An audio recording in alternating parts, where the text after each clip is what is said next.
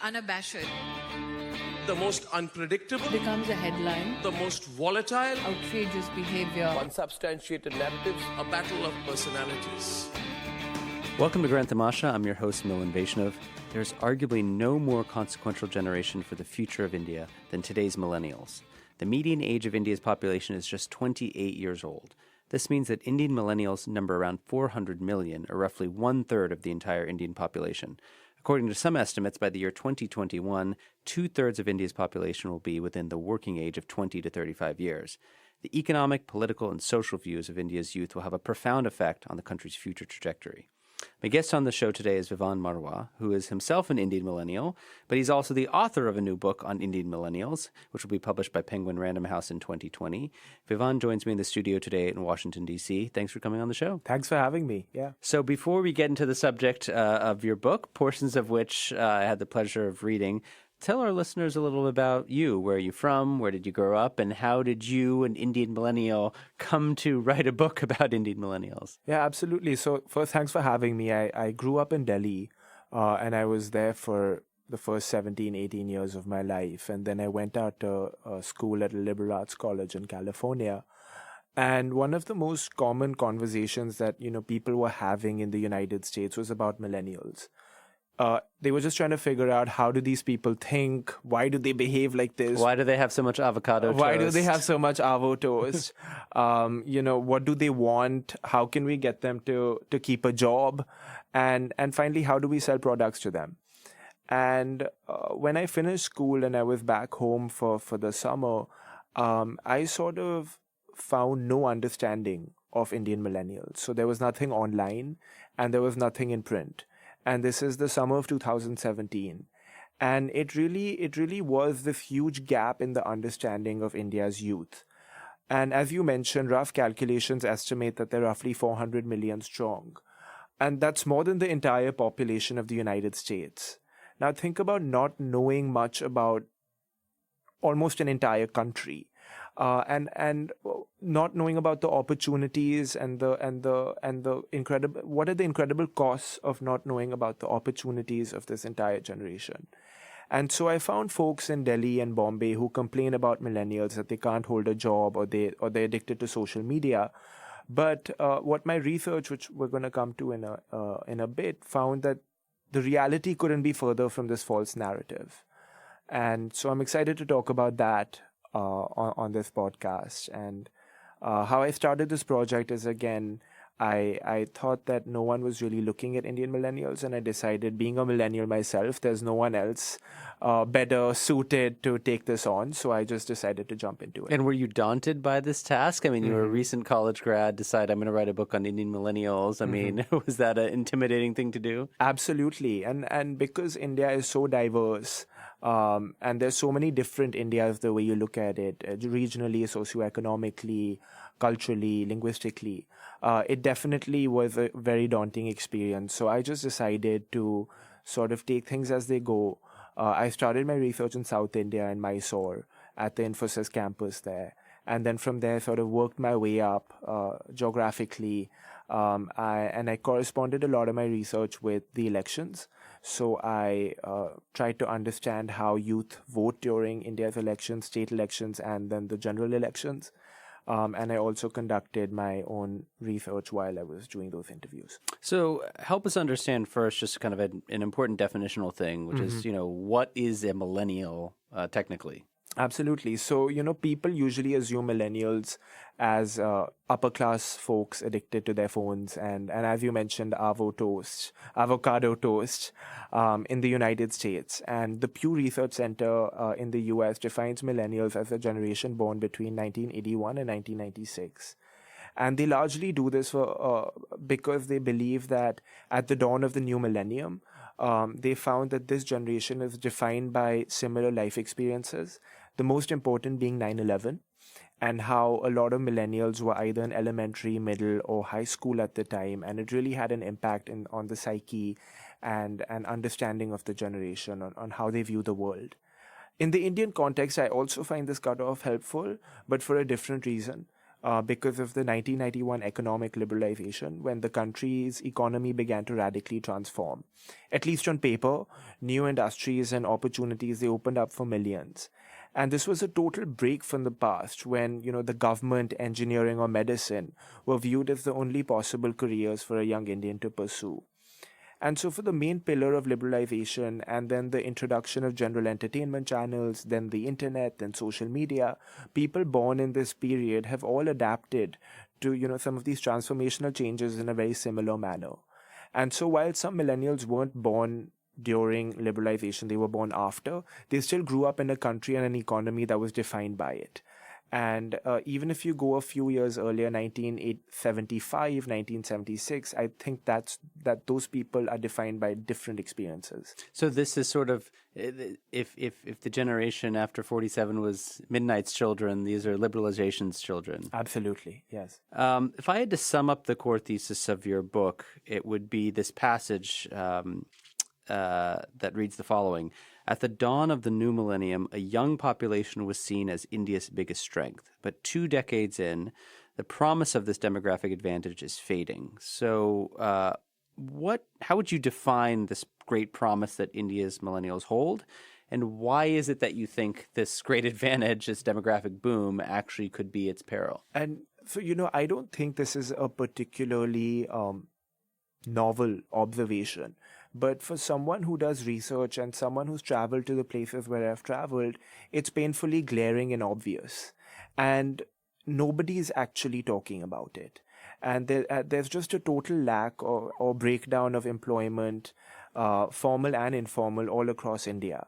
And so whether you're in Bhopal or in Bombay, the rise of this widespread unemployment and the accompanying feeling of, despondency or a lack of purpose really is becoming the biggest roadblock to India's growth story. And so as a child, I used to, as nerdy as this may sound, I used to read The Economist sometimes.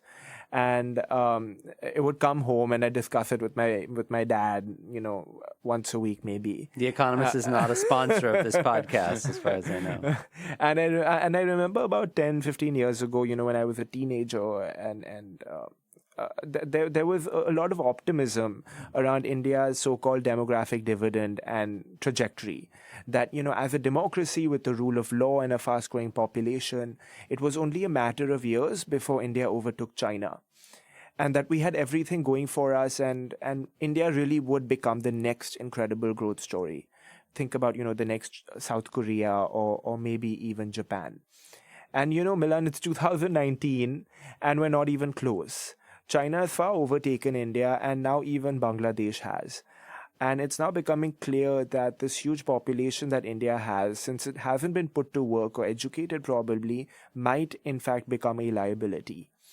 And so how will India feed and employ so many millennials if the economy isn't doing well and they don't have jobs? And there's just no action from anyone right now, but for maybe 1 or 2 regional outfits who are trying to tackle this. But some of their solutions are also not working. So we really need a national dialogue and then mobilization around what we're going to do to understand and then employ and really make the most of this demographic boom. So one of the key factors that's undermining the demographic dividend, according to your book, is the poor education that so many Indians receive. You write at one point that the lack of a good education is setting Indian millennials up for continued disappointment and possible failure. And you go on to say that education has become a vicious rather than a virtuous cycle. And what's odd about this is, Indians are becoming, more educated than they ever have been. So how has it that education has become part of the problem rather than part of the solution? So there's many reasons behind this. And one of the things that explains it very well is the story that the Washington Post wrote about and other people have written about as well, when 19 million people applied for 63,000 jobs in India's railways last year. And these weren't high-level jobs. Many of them were cleaning the platform or issuing tickets. And many of those 19 million had PhDs. Even more had MBAs or other master's degrees. And many were trained engineers, or at least on paper. And these people, on paper, once again, were highly educated. But they felt the need to apply for such a job. The fact that they felt the need to apply for such a job shows two things. A, that their education might not actually be as advanced as it is supposed to be. And B, that the economy isn't creating enough vibrant or stable jobs for them to join. Now, I looked at the education sector fairly closely in my book, and when I traveled to Indore, and I've been there a few times, it's a thriving city. It's very clean. It's booming. But the most booming part of Indore's economy is the education industry. And you have these coaching centers that spawn from helping people become company secretaries and chartered accountants, to helping students join the government, and to helping people become doctors. And there's finishing schools that help you learn spoken English, and there's all sorts of academies. And at one of the engineering colleges that I went to, it was this 2-room engineering college, and the teacher over there had told me that he was actually an engineering dropout. And he was now teaching other students how to become engineers. And what's happened is that in large parts of India, you've seen these education barons who are often connected to local politicians, essentially selling degrees. And there are also ways for people to just spend their time 2, 3, 4 years getting this degree. And then they get another degree, and then they get another degree, trying to get more prepared for the workforce. But then they find a workforce that might not be hiring, or if it is not hiring for those skills. And so education, in a lot of ways, the reason why I say it's become a vicious cycle is because people believe that if I get another degree, it'll be better for me. But then that degree also doesn't add anything. And then these people have gone and invested the time and resources when they could have been doing other things. They could have been getting vocational degrees, or they could have been developing other skills. But education has sort of been viewed as this magic wand that it's actually not turning out to be. I mean, another risk factor you talk about, and this is obviously linked to education, is the question of employment. And I was shocked to learn that one of these statistics from your book, I believe, comes from the CSDS survey in 2016, that 65% of young Indians list a government job as their top choice for a career. And what's more than that is that the preference for a government job among graduates has actually increased by almost, I think, 20% since 2007. I was shocked when I read these numbers, because one of the most common talking points you hear in India and in conversations outside India, which are about India, is thanks to liberalization, thanks to the growth of this private sector, government service really isn't all that attractive. People would much rather work for a private company. And in fact, the data show that that's conventional wisdom is pretty wrong. What was your reaction when you first saw these numbers? Honestly, I was just as shocked as you were. And when I first began this project, I went through that exact data set to find where that number is from. And going deeper into the data set, the same survey found that 19% of respondents wanted to have their own business. Now, that doesn't mean they wanted to become entrepreneurs, but it also could mean agricultural work, for becoming farmers. And just 7% wanted to work for the private sector. And going deeper into it, it's become clear that India's 1991 economic liberalization has actually not permeated through society. It essentially created a lot of wealth and opportunities for those best positioned at the time. So these were folks on the boundaries of the public and the private sector, or those with IIT, IIM, or St. Stephen's educations. But for millions everywhere else, they got access to things they never had access to. So technology and color televisions and 24/7 news, but their lives actually haven't been transformed. And so the jobs also haven't been able to keep up with population growth since 1991. And that's created a real sense of wariness of the private sector, that any private job could just go away if things take a bad turn. And this is where the stability of a government job comes in. And that a stable, even if low-paying government job is actually more attractive than a marginally better-paying but unstable private sector job. And then it's also important to keep in mind that many jobs in the private sector, so that's manufacturing or retail, are either informal, or they're exploitative, or they're both. And so India Spend, which is a data journalism nonprofit, did a study of informal workers in Rajasthan and Haryana. And they found that workers in informal contracts were doing the same work as formal workers, but for almost half pay, simply because the supply of workers far outstrips demand. And so, I mean, if one person has a problem with their lack of a contract, they can just get someone else to replace them. And in that feature, one worker, he wanted to take a week or 10 days off for his wedding. And they basically told him that he would have to leave and come back to the company at the same position and salary that he started at 5 years ago, because he didn't have a contract and he was an informal worker. So it's things like this that make the private sector very unattractive, because young Indians on average also have more responsibilities than a young person in the West. For example, the median age of marriage in India is roughly 21 or 22. Whereas I don't know the figure for America, but I assume it's at least 4 to 5 years higher than that. And so an average 21 or 22-year-old also probably has a wife and in a few years children to think about. Similarly, an average 21 or 22-year-old woman has a husband and in a few years also children to think about when they make these decisions. And so a stable job becomes far more attractive than something that could just go away, which is what the private sector is associated with. When it comes to politics, if we just switch from economics to politics, you note that one of the biggest challenge that young Indians face is that they have sort of been clubbed together with every other generation. So, in other words, politicians don't view them as some unique generation that faces its own set of opportunities and challenges, that they're a part of this demographic bulge. What, in your mind, has sort of been the practical impact of this neglect? So we see the practical impact of this neglect daily. Crimes against women disproportionately impact young women and make them essentially hostages in their own country.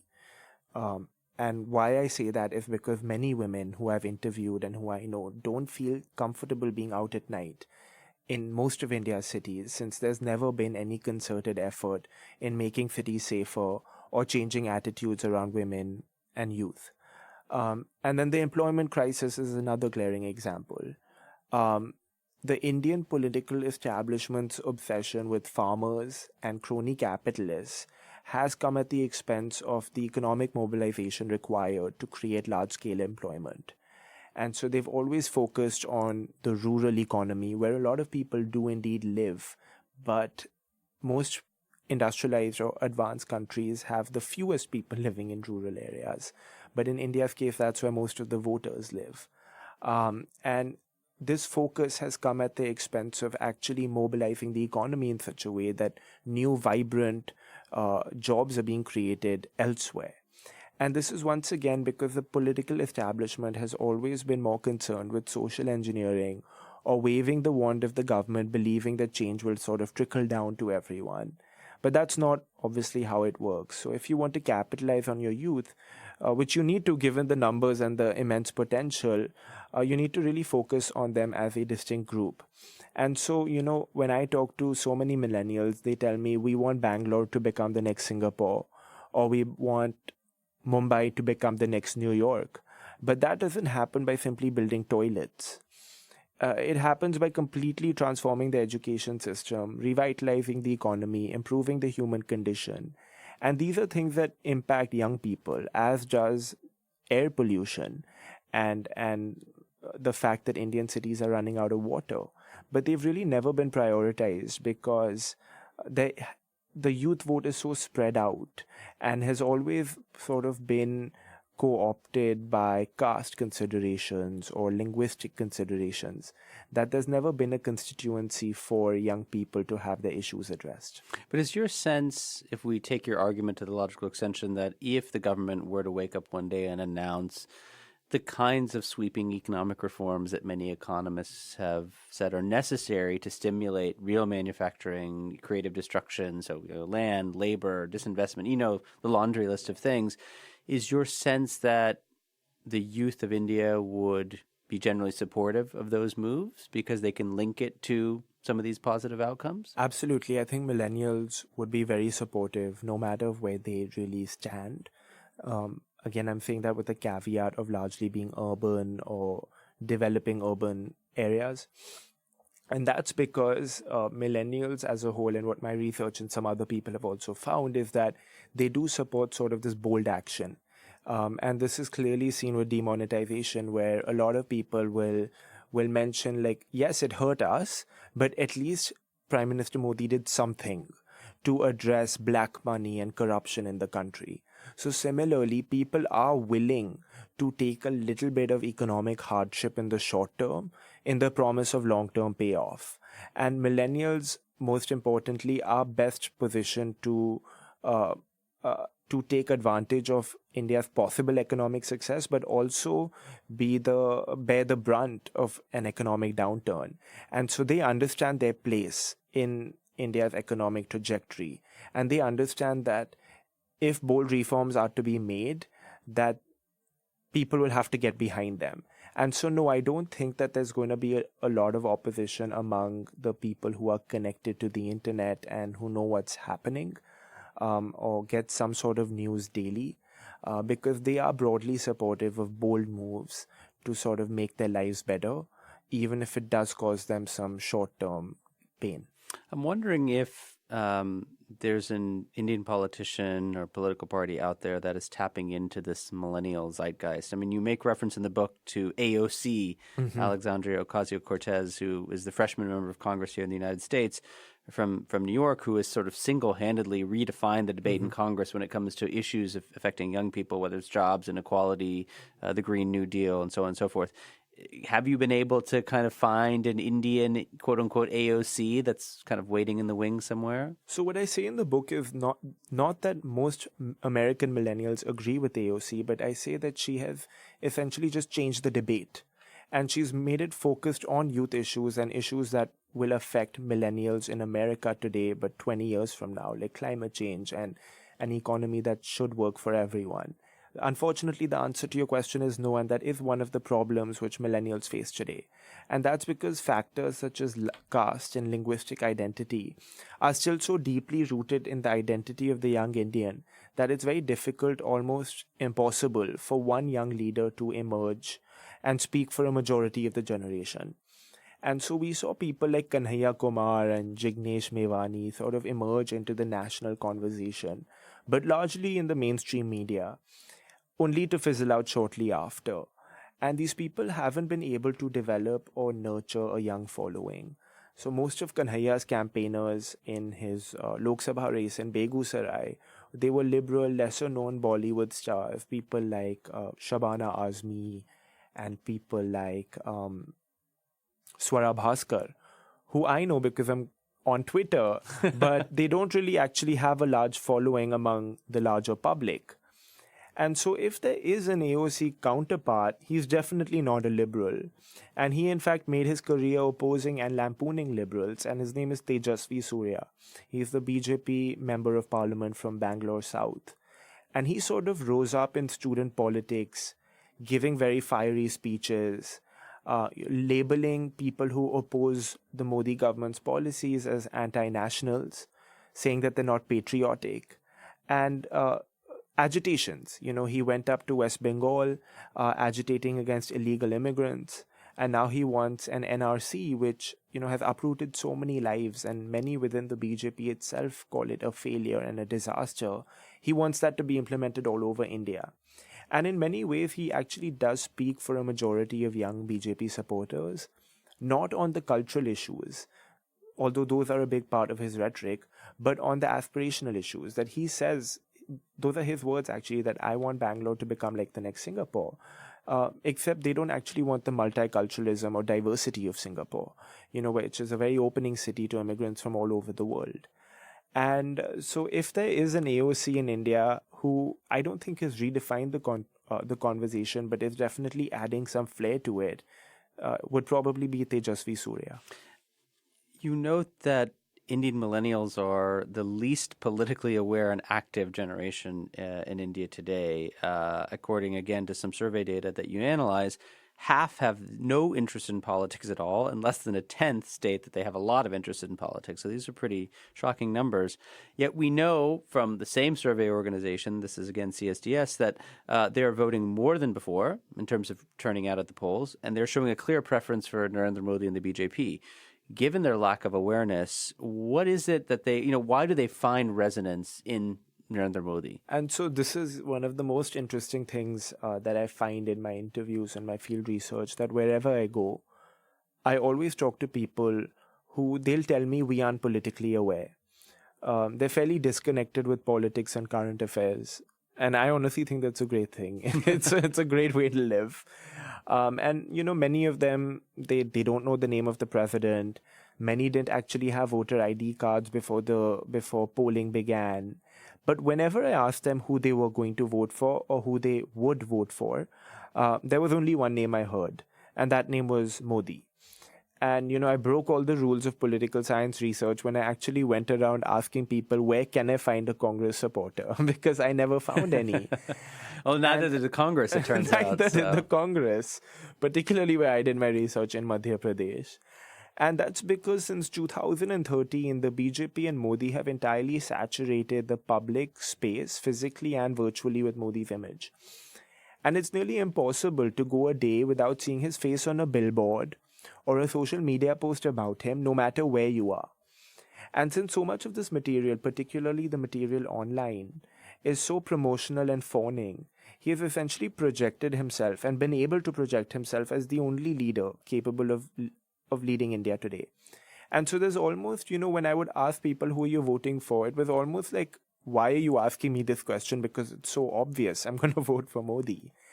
And then when I'd go deeper in my interviews, I would ask his supporters, why are you voting for him? And I don't mean this as a skeptic. I just mean this as a researcher. I wanted to understand what about him they liked.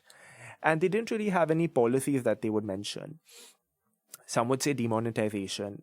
And then if we would go deeper, I would ask them about why they supported it, since it has actually been proven to have exacerbated some of India's economic crises.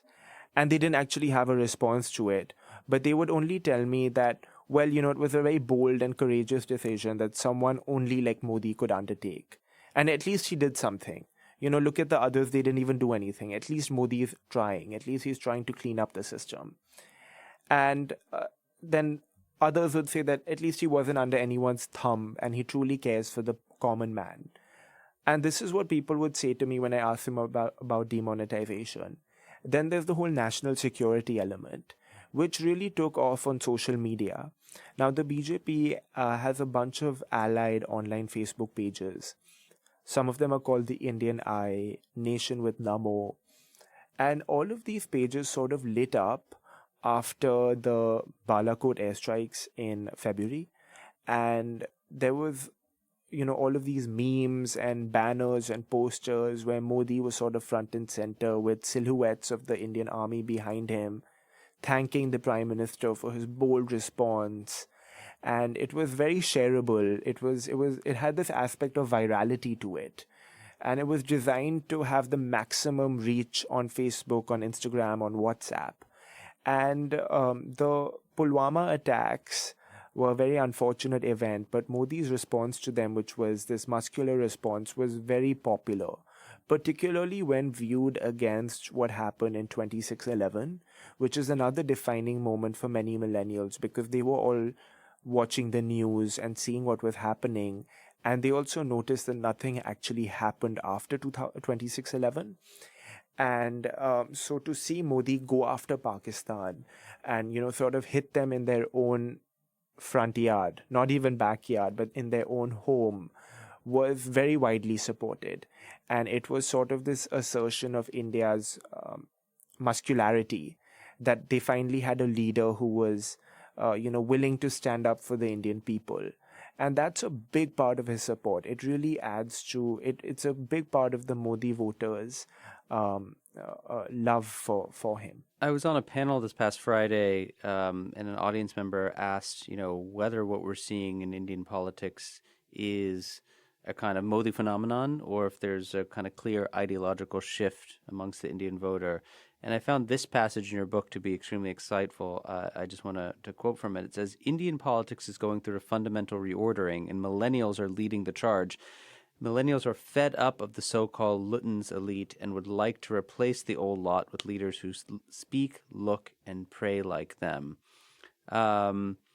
do you think that the kind of old rules of Indian politics have been sort of cast aside, and people are sort of yearning for, a representative class who they can identify with, who maybe literally speaks in their language, and has some of the kind of social attributes that many of the quote unquote old kind of elite liberals lacked? Well, Milan, you're giving the best parts of my book away.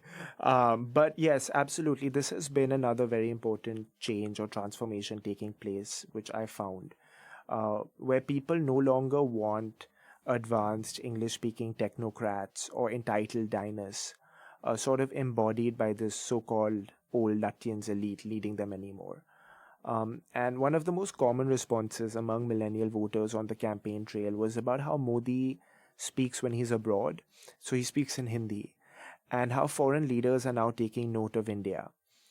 And while they may not recognize that this is because of the country he leads and not because of him personally, they love that in eschewing English, the language of the Lutyens and South Bombay elites, Modi is essentially demonstrating to them that you don't need to be this privileged English-speaking elite to become successful and get noticed. And so it's really giving them sort of validation, like, look, I've made it abroad. I'm meeting all of these world leaders who respect me. They listen to me when I speak in your language. And you don't need to change. And you don't need to become someone else to get ahead. Just look at me.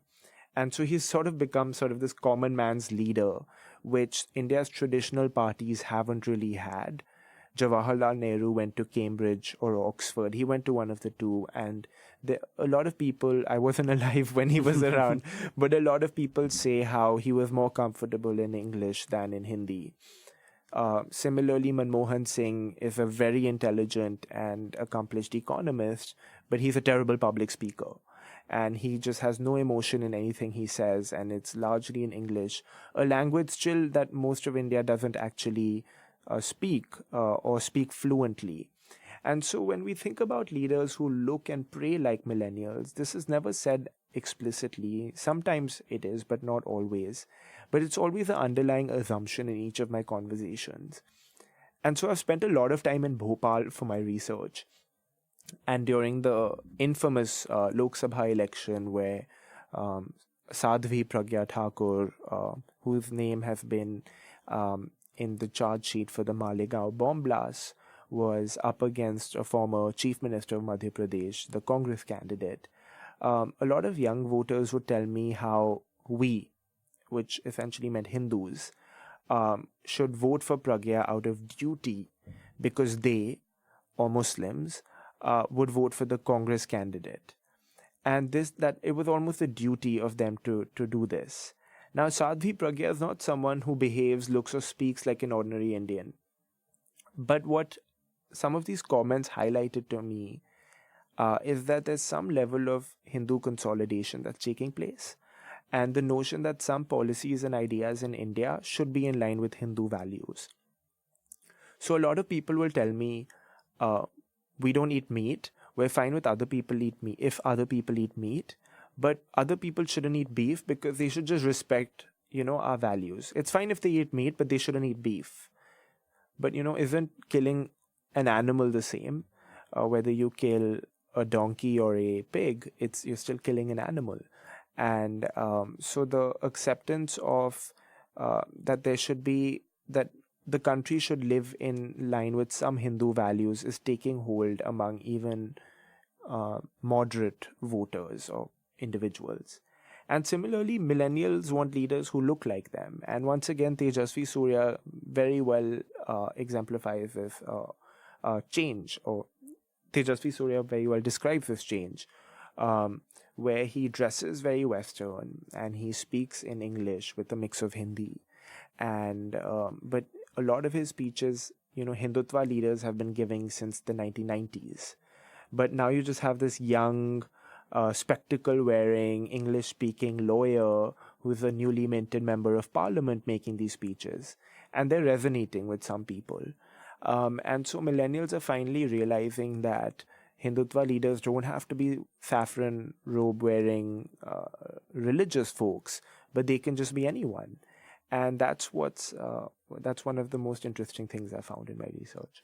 My guest on the show today is Vivan Marwaha, who is an Indian millennial based in New Delhi. He's author of the forthcoming book on Indian millennials. Thanks so much for coming to the studio. Thanks for having me. When will the book be out? It will be out sometime in the spring, so around March of 2020. And have you settled on a title yet? Yes. So we're calling it What Millennials Want. What Millennials Want. Yes. Awesome. Thanks so much for coming on the show. Thanks for having me, and please get a copy when it's out. Grant Tamasha is a co-production of the Carnegie Endowment for International Peace and the Hindustan Times. You can find us on iTunes or wherever you get your podcasts. Don't forget to rate and review. It helps others find the show more easily. For more information about the show and to find the writing we referenced on this week's episode, visit our website, granttamasha.com. Production assistance comes from Megan Maxwell and Rachel Osnos. Tim Martin is our audio engineer, and Lauren Dueck is our executive producer. Thanks for listening, and see you next week.